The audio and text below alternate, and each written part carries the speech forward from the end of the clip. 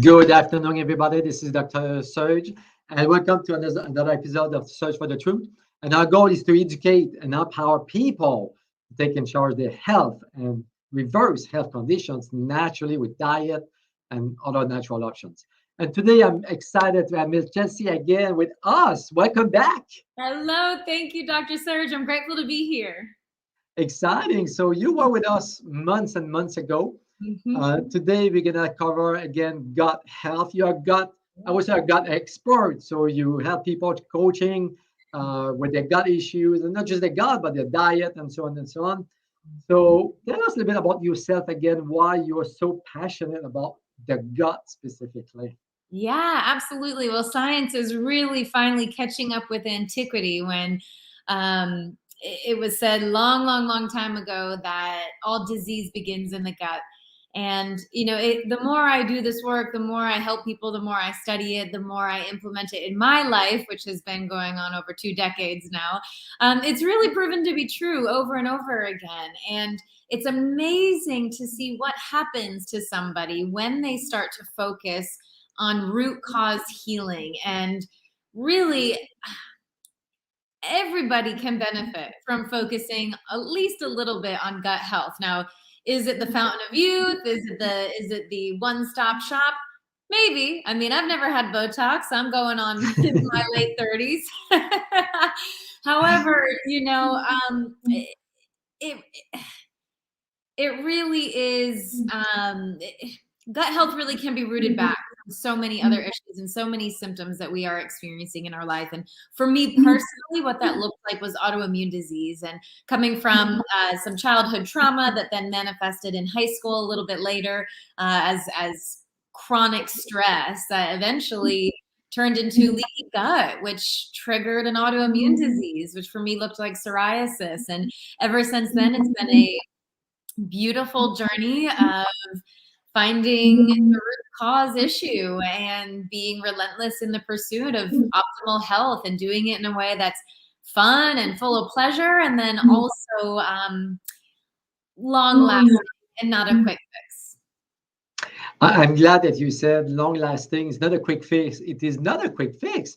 A lot of people expect like overnight miracles when we change the diet or make some changes, but it is a process. Yeah. To me, it's a process that will last for the rest of my life. I mean, I keep working my body and tweak and improve changes, and there's always something we can do to improve our health. Mhm. And you're right. Every time that we work on the gut, it seems that all those different issues that people complain about, they all vanish. They Yeah. all go away. It seems that the gut is the masterpiece of the big puzzle to fix a lot of health issues. Yes. So when it comes to gut, let's talk about the foundation, I guess, which is what you put in our gut. I mean, Mm, what we eat, right? So let's talk about the diet. So sure. I mean, I Googled diets some time ago. Okay, there's dozens of different types of diets. It's unbelievable. Yeah. So can you help us to, with this confusion? Okay, where do we need to start? What is a typical good diet to help the gut?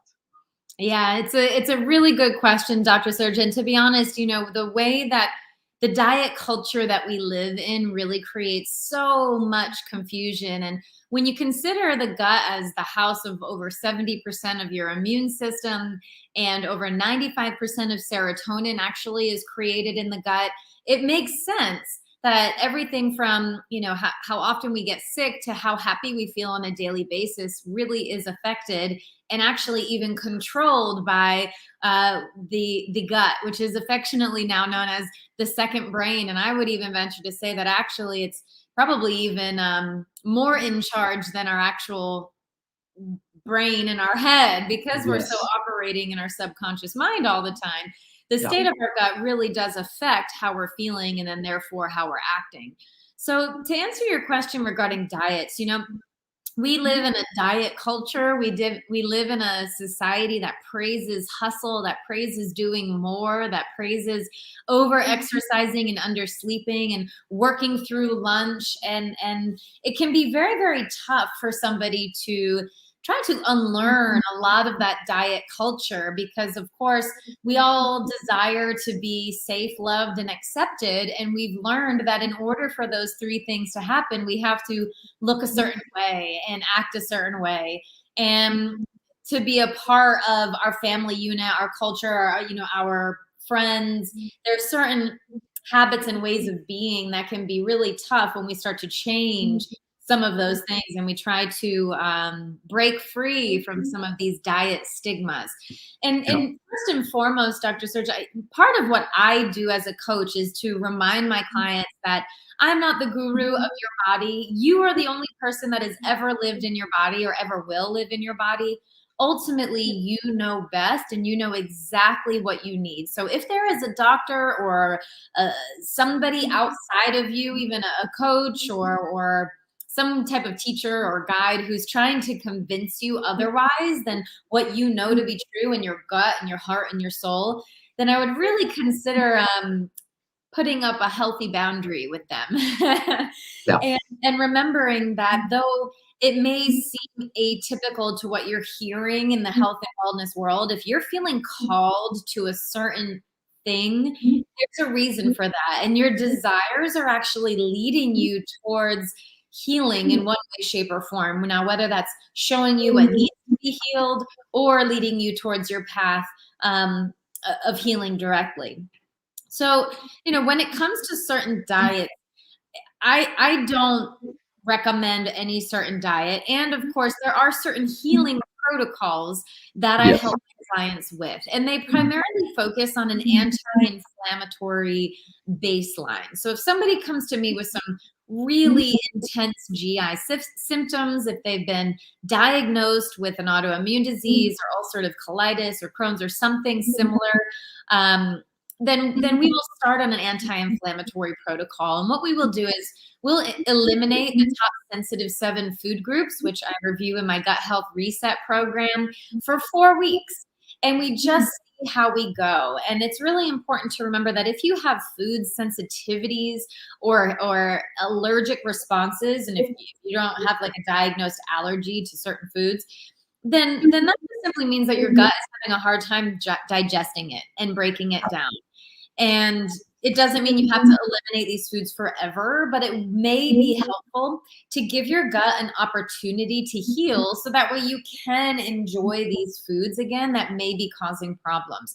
So if someone tells you, you have to be vegan, or you have to eat a carnivore diet, or you have to eat a certain way in order to heal or in order to reach a certain goal, I would bump that up against your own intuition. And I actually have just launched a new, very affordable program called the 4-Day Energy Experiment. And for me, what healing is all about and what food is all about is pleasure and joy, and then feeling good and eating for energy. And if we don't know how food is affecting us, it's really the first place to start is, how do I feel after I eat a certain food? So if you're trying to navigate the world of, am I getting enough fiber? Do I get enough protein? Or, I've been a vegetarian for a long time. What does that look like for me? Playing with different sources of protein and really seeing and noticing how your body reacts energetically can be a really big eye opener to what foods are really best for your unique body. So the gut healing journey is going to look a little bit different for everybody because, of course, we all have different genetic makeup. We all have different blood types, and blood types, believe it or not, can play a big role in how you respond to protein. But it doesn't even have to be so fancy. Really, the place to start is to notice, how do I feel when I eat a certain food? And if I'm tired, do a little assessment of what you ate throughout the day and notice, am I missing some protein? Did I eat too much? Did I eat to satiety, or did I overeat a little? Or am I in a blood sugar drop? Do I need to eat something now? So tuning into your own cues of your unique body are going to be really, really, really important. And it's really the first place that I start with all of my clients. And again, you're really a bit more advanced in your symptom scale, if you find that your symptoms have now reached a point where you're unable to function every single day, definitely reach out, have a look at my gut health reset program. It's exactly where I start all of my elite one-on-one clients on their healing journey. I truly believe one of the foundations for me of health and well-being is that the body can and does heal if given the chance. And that's really what we do in an inflammatory elimination protocol is we're just providing that healing container. Dr. Serge, it's kind of like if a fish is sick, do you treat the fish or do you clean the water, right? We really need to create the environment for our body to regenerate, to heal, to digest our food, to start moving food through our GI tract again, all of these things that are shut off during a stressed state. That was a really, really good answer. And you said you've been doing this for almost 2 decades, and I'm pretty sure you haven't really met two people with exactly the same diet, right? Diet is so personalized, so individualized. And I have to Exactly. say, I don't really like the word diet because it's not really a diet, it's more like a lifestyle to me. So it has Yes. bad negative connotation when it comes to diet. But this morning I had this patient, she came to me for healing the gut, and Yeah. she said every time I eat an apple, I feel off. I feel Yes. bloated. I have gas. Like, that's interesting. I mean, an apple, it's fine for a lot of people, but when you start your gut healing journey, Yeah. any food could be a stressor, right? Yes. This is really a good awareness, Dr. Surgeon. If you don't mind, I'd love just to add to that. There's really a lot to be said about fiber content, and an apple is very, very, very high in fiber. Yeah. And if you eat something like an apple by itself, and I notice the same thing, most of my life, if I eat an apple by itself, I don't feel very good. And after doing this research, I have figured out why, and that's because it has a lot of natural sugars in it. So it kind of boosts my sugar roller coaster a little bit. Yeah. So it kind of sets me up for a peak and then a valley of blood sugar. And it also is really high in fiber. So if your digestion is turned off, if you don't have hydrochloric acid being produced in your stomach, if your pancreatic digestive enzymes are weak, and you have all this fiber just sitting there and not getting broken down, of course you're going to get bloating. Of course you're not going to feel very good.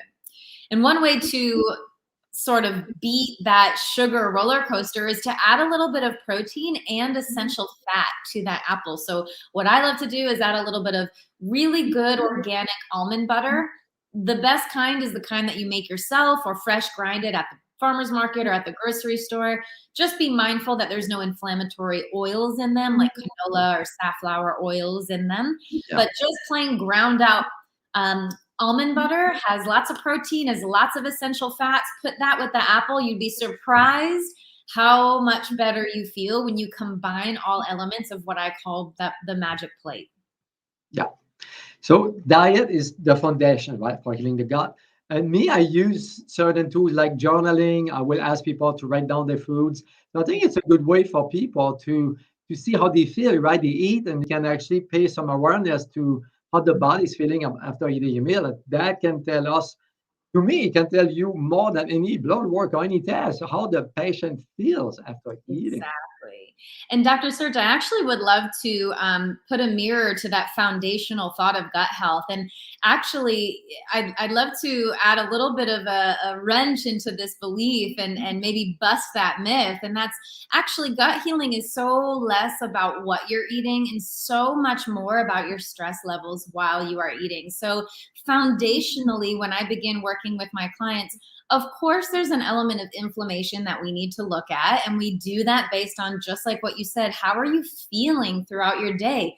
This is really what's the most important thing. Of course, there's certain tests that can help. And, if you're grinding your teeth or if you think you might have parasites or something really more serious going on, we will do a GI map test to give us Yeah. a really clear glimpse into what's happening in your microbiome. However, I don't even start with food with my clients. I don't care what you're eating or when you eat it or how much you eat. I care about who you're being and how you are eating. Are you eating in a really stressed state? Are you eating the leftovers of your kids' PB&J as you hop in the car and send them off to school, right? Are you inhaling some food in between client calls at 2 p.m.?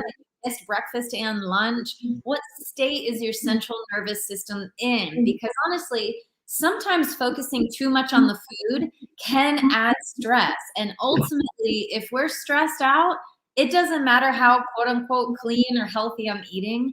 I'm never going to be able to absorb those nutrients and eliminate the toxins that may be present in that food if I'm in a stressed out state. So actually, foundationally, if we were to look at a pyramid of gut health, the foundation would be assessing stress levels. And then we'd move up to the food piece. And then we would look up to that deeper healing, emotional, spiritual, trauma healing, and well-being. Well, yes, thank you for the add-on on this, because stress is definitely, I think I was reading somewhere about 70% of our health issues can be connected to our stress or trauma. So Yes. I think it's more important to address those. I mean, it's not more important, but it's part of the big piece of the puzzle, like you said. So after food, I believe from my experience, people ask me a lot of questions about detox, all Mhm. those toxins, all those different processes of cleansing and all that stuff. Yes. So, what is your thought on that? Is that something we need to do with food, or in addition to taking some milk thistle or some herb or supplements to help detoxing the body? So, how do you go about the toxin load that we expose on a daily basis? Really good question. And this is something that is also, widely marketed in the health industry, right? The Yes. detoxes. And Yeah. again, this is sort of that where is my quick fix button? And again, it comes back to remembering that your body detoxes every single day. Your lungs, your respiratory system, your liver, your GI tract, your Yeah. lymphatic system, your skin. These are all your main pathways of detox. And there are certain lifestyle things that I implement with my client to promote natural detox every day to lower that toxic burden that you just mentioned. So what does toxic burden mean? It could be heavy metals in our environment. And this is also a piece of that stress load, right? So when we talk about Yeah. stress, we talk about environmental stress, emotion, as well as emotional stress. And the environmental stress can be, phthalates and preservatives in our beauty products. I only use clean beauty for that same exact reason. Yeah. It can be a buildup of a stagnant lymph system. So doing dry skin brushing and lymph massage or gua sha can be really, really, really helpful. Yeah. But to answer your question, my answer is always no. We do not have to do anything drastic or dramatic to ensure that our detox pathways are turned on. And in fact, that could send us more into a stressed state. If I'm super stressed out about all the toxins in my life and going on these crazy detoxes, my body is going to react to those things. And therefore, my digestion is going to shut down. And ultimately, all the supplements that you may be taking, you're just peeing them right out. You're not Yes. absorbing them. You're not breaking them down properly. They're just going to come right out the other end. And in fact, I had a story of a client of mine who that was exactly happening. In her stool, she was seeing whole capsules, her vitamins were Wow. not being broken down. So this is really testimony to stop wasting your money on expensive detoxes. Start focusing on amping up your own detox pathways. So deep belly breathing, doing different types of yoga breaths to really amp up your oxygen and your CO2 circulation in your lungs. Do some dry skin brushing and Epsom salt baths and make sure that you're turning over your cells. You're helping your skin turn over naturally. You're draining your lymph system as well. Make sure that you're pooping every single day. Guess what? This is the greatest detox of all time, is 1 to 3 bowel movements per day. Yeah. And Dr. Serge, for everyone listening, if you're not having pain-free, at least 1, if not up to 3 per day, we need to talk, because this is really, really, really important. And Now, if you're going more than 4 times per day and you're having to run to the bathroom, that's potentially also not great either. So there is balance. You can also start looking at your stools via a Bristol stool chart. So start becoming aware of What is my body naturally detoxing? Is it detoxing every day? And bowel movements, this is how we eliminate extra estrogen in our body. And especially for anyone who has precursors to certain kinds of cancers. And of course, women who have typically higher levels of estrogen than men, we need to Yeah. make sure we're not circulating this estrogen back into our bloodstream. And this is where people say, oh, I have hormone imbalances. I have to focus on balancing my hormones. Have a poop every single day and your hormones will be balanced. And it's surprising to me when you start talking to people about the bowels that the great majority of them have issues. Yes. It's really Yes. shocking, actually. Yeah. So after detoxing, right, the second biggest marketing product out there to me, it's those anti-candida or antifungal cleanses. So Yes. is candida a real thing? Because based on the medical community, Mm. they don't believe in it. But in our world, there's a lot of products, there's a lot of people doing cleanses for that. It is a hard one to get rid of. So Yes. what do we need to do to get rid of candida? Yes. So similar to Staphylococcus, staph and candida live on our body all the time. This is a Yes. part of our natural balance of bacteria and microbes, similar to certain fungi that live on our skin and in our gut, and especially in our microbiome. What happens, for example, with candida is that the environment has created an opportunity. In Chinese medicine, they would, I believe, call it a damp environment. It's created an environment for the candida to thrive. Candida is like it's a fungus, right? If you consider the environment that mushrooms grow in, they're earthy, they're dark, they're damp, and there's not a lot of light. Now, obviously, there's not a lot of light that shines into our colon unless you're, hanging outside, I don't know, doing some funny enemas. But, there's a certain balance of bacteria that we need both on our skin and in our gut to keep candida at levels that are beneficial for us. And so, first and foremost, we're never going to rid candida forever, and that's not the point. That's not the purpose. But if candida has become an overgrowth, it can cause a lot of problems, from rashes on the skin to, chronic yeast infections for women and men, and really uncomfortable symptoms. So the answer is yes, this is definitely a real thing. Another sign to see that you may have candida overgrowth is looking at your tongue when you wake up in the morning. If you have a white coating covering your tongue in the morning when you wake up throughout most of the day, you may have weak digestion and candida may be thriving. So how do we essentially rid candida? Again, the answer is to balance your microbiome, balance the microbes in your microbiome. So this does require testing. And if testing isn't quite something that you're ready for at the moment, again, we can start kind of experimenting with certain things. So there are certain herbs and supplements that you can take to decrease the candida from thriving in your body. But if you only do that and you only focus on killing the candida and you never look at, again, cleaning the tank, you're only treating the fish and not cleaning the tank, the candida is going to come right back. So really looking at the microbiome and trying to balance out the microbes in there with healthy fauna and flora, with a really good probiotic or something other, fermented foods, can be really helpful. Now, I don't recommend probiotics to everybody all the time, and this is kind of another gut health myth, and that's because too much of a good thing is also too much of a good thing. We're really going for that balance. And how do we know we've experienced that balance? Well, it's how are you feeling? What are your symptoms? That's really what it's all about. Good point there. So too much of a good thing can be bad, and you're right. Sometimes people go crazy on probiotics, and that's not good either. Yeah. Um, Then we'll so come a out lot, with a map test. You'll see those levels of the normal bacteria, and they come back in red, too high, too high. And it's the first thing we do is we got to cut out those probiotics, and we got to look at balancing a little bit of this. it's all about the balance in the gut, right? Yeah. Because like you said, you cannot get rid of candida, you cannot get rid of necessarily the bad bacteria. It's all about balance. Yeah. Um, Even that bad, quote unquote, bad bacteria is good for us, right? There's a level of that dysbiotic bacteria, or what we might call opportunistic. I would call Candida an opportunistic bacteria. If there's the opportunity for it to thrive, it's going to.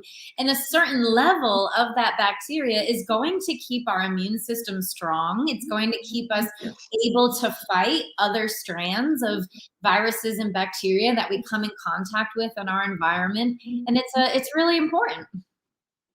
Yeah, the microbiome is a really, really interesting topic. Actually, it's really recent in science, but really, really fascinating. So another myth that people believe is if they don't have gut symptoms, their gut is fine. Yes. So what are the other symptoms that are not gut related, but that may be an indication that you do have gut issues going on? Really good question. And this is so important because there's so many that get overlooked. And typically, if you start to have gut specific issues, you've probably overlooked some of these other symptoms that you may have been experiencing for a really long time. One that's been coming up a lot lately is grinding of the teeth. So grinding of the teeth, of course, it can be a neurological stress thing, but it can also be a potential sign that you may have some opportunistic parasites that are thriving. Again, not all parasites are bad. We probably all have some level of them. And if they've become opportunistic and they're where they're not supposed to be, grinding the teeth at night could be a symptom of that. Autoimmune disease, and of course, diagnoses of rashes or hives or skin issues in general is absolutely related to the gut. If you have skin issues of any kind, looking at the gut, it can be really, really, really helpful.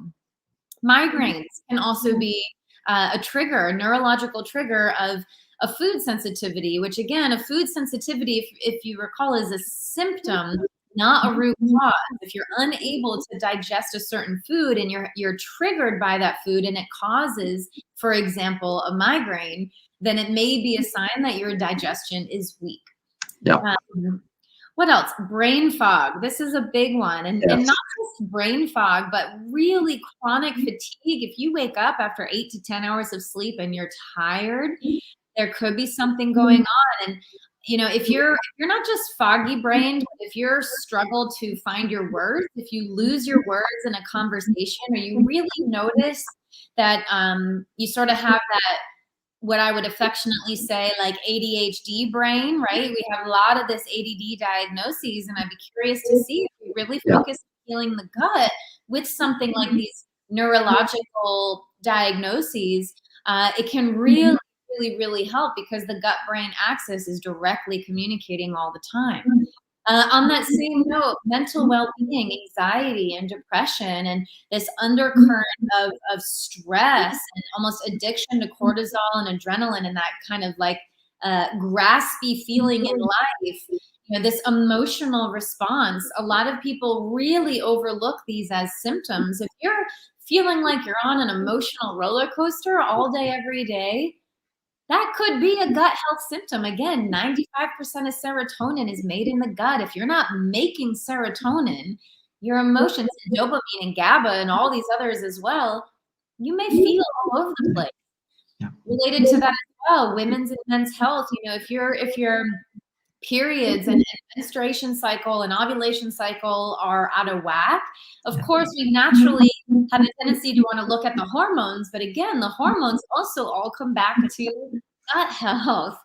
So looking at, you know, your monthly cycle, and same with men, it goes for the same, you know, looking at your sex drive, looking at your muscle mass, looking at, man, you know, I used to work out and it'd be really easy for me to build muscle, but it's harder and harder for me. What's going on? You know, looking at the state of your stomach, if you have a lot of bloating, which now we're kind of getting into more of like the GI symptoms, but a lot of people don't realize that a distension of the belly is a sign of gut health. Same with thyroid stuff. A lot of thyroid diagnoses and imbalances in your thyroid are because of other things that are happening down in your gut. And now your thyroid's just kind of struggling to keep up with all of the things that the gut isn't quite performing at. So it seems that pretty much everything that people are dealing with can be connected to the gut. In some way, shape, or form, it really is. And when you consider Yeah. the location of our gut from our mouth all the way down to our colon, I mean, it's majority of our body besides our brain and our limbs. It makes sense that our gut really is such a powerhouse in the overall well-being of the rest of our body. So if people are dealing with one of these different issues and symptoms, so what's the first step? Mm. I go back and forth with this, but it's definitely becoming aware and acknowledging that something needs to happen. I Yeah. think there's sort of this phase of awareness and acceptance that sometimes some of us need to go through to get to a point of empowered action. So, step one in any transformational process is to zoom out.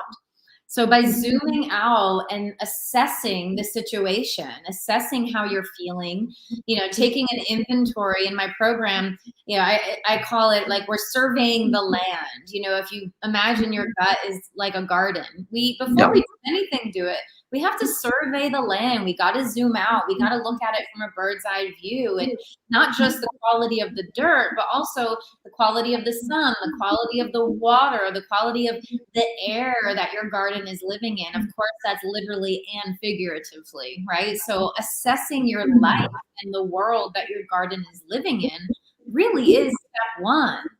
And then step two is to forgive, right? In any transformation process, we have to forgive ourselves for getting us to this point, because of course we are the only ones who are responsible for getting us to this point. Now, obviously, if you've experienced something where somebody has wronged you, that's a different scenario. However, how you deal with that wrong is your Yeah. responsibility.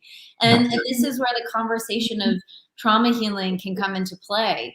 But assessing the situation, accepting that something has to be done, going through that potential process of grief and overwhelm and seeing the big picture, forgiving yourself, and then saying yes to making change, saying yes to yourself, saying yes to asking for help, saying yes to that which is greater than you, which is pulling you in the direction of optimal health and well-being. And then, of course, asking for help, implementing help, and taking empowered action kind of come later. We can't take action until we realize that action has to be had. So healing the body, as you just described, it is a personal, individual journey. You have to take in charge, and you have to be patient because it can be a bit bumpy sometimes fixing the Yeah. body. Yeah. So just be patient with yourself and just trust your innate ability to help to heal Yes. yourself. Absolutely. I mean, I always say it didn't take 1 week for you to get sick. So how can we expect our body only 1 week to heal, right? There's a lot of layers to it. And I always like to Yes. say, my greatest journey has been the relentless pursuit in my optimal health and well-being. And it's really paid off. I'm now running my business, living healthily, symptom-free, and in Central America, overlooking the ocean. And if I can do it, anybody can. Trust me. It's amazing. If you don't have your health, to me, you have nothing in life, right? Because with no health, you cannot enjoy life. Exactly. You can't wake up in the morning if you're feeling tired every day. And if that's the case, how can you show up for everything else you want in life? Exactly. So how can people reach out to you or have access to your program or resource, for example? Definitely. So my website is absolutely the best resource. It's chelseahainescoaching.com, as you see here on the screen. If you go to the offering site, I detail out my 2 programs. There's the Gut Health Reset. This is a great starting point for anybody right on the journey, just fresh off the street, starting right now. It's a 4-week reset program. It's an anti-inflammatory protocol, and it's not a diet. It's a healing protocol that we really approach from a holistic perspective. So you'll have an opportunity to explore some lifestyle shifts and some mindset healing along the way as well.